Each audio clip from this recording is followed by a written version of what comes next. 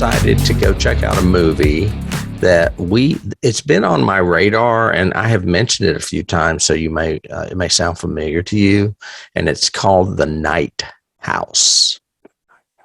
The reason it is on our radar is because, and it's weird, we're both in our own little genre worlds, and there's all kinds of crossover, especially in the indie world. I'm starting to notice.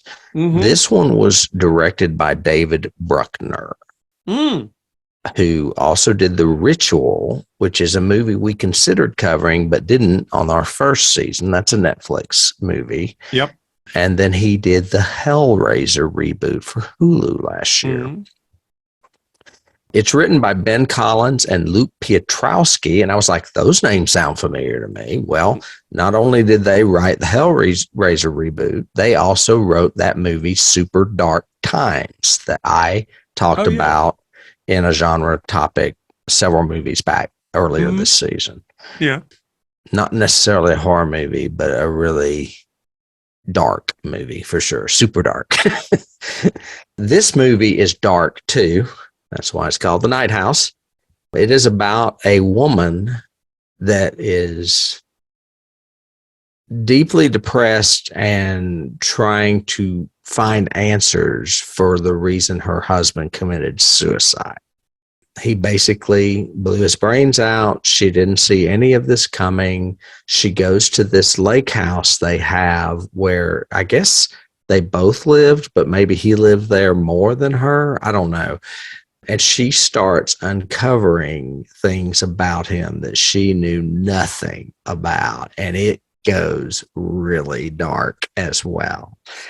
It's got a supernatural twist to it. It is not just a straightforward thriller. I don't want to give anything away, but she finds out, of course, that she was married to someone she really didn't know at all. Right. And it stars Rebecca Hall. Recognize that name? I don't know from what, but she well, she looked extremely familiar, and she's fantastic. And I was like, who is this? She was in The Prestige. Oh, okay. It also stars Sarah Goldberg, who I'm not familiar with, and Vondi Curtis Hall. And I was like, oh, I know him. As soon as I saw him, I was like, that's the reporter from Daredevil. Oh, okay. So you would recognize a very familiar face with him. This movie, I enjoyed it. I had some questions, but that nagged me enough that I didn't enjoy it. It scores 88% on Rotten Tomatoes, which is probably about right. I would give it at least an 85.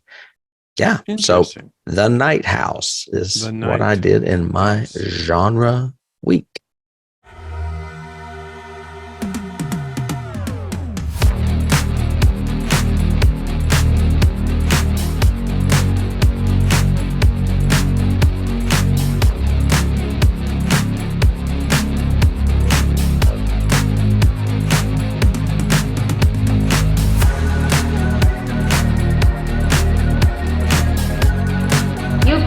Start the car. Johnny has the